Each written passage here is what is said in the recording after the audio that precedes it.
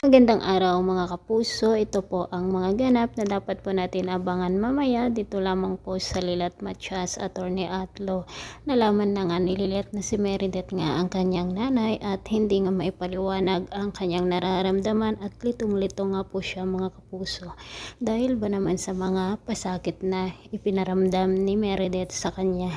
Sinabi nga niya na hindi pa niya alam kung ano ang magiging desisyon niya ngayon. Kung kaya't umuwi nga siya at kinompronta din niya itong si Ces kung bakit hindi niya sinabi ang katotohanan na bagamat alam na niya pala na si Meredith ang kanyang nanay.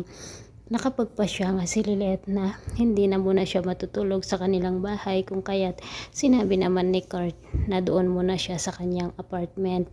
Samantala, nakapag-desisyon na nga rin si Ramier na magpapagawa siya ng annulment nila ni Patricia dahil nga sa napaka-selfish ang babaeng ito at hindi niya matanggap ang ginawa niya sa kanya na pagkukulong ng maraming araw.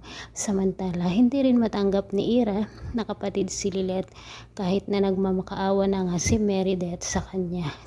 Sinabi nga niya na kailanman ay hindi niya matatanggap bilang kapatid ang number 1 daw na kaaway niya. Samantala, sinabi naman ni Ino sa kanyang ina na hindi raw matanggap ni Lilet na si Meredith ang kanyang nanay. Sinabi nga naman ni Lorena na kung ganun daw klase ang kanyang ina ay talagang hindi niya ito matatanggap at sana nga hindi na daw niya ito tanggapin.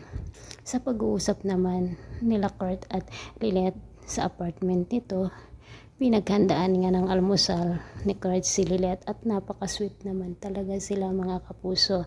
Sinabi nga ni Kurt na lahat gagawin niya para lamang mapasaya ito dahil ayaw daw niya itong nakikitang nalulungkot at problemado.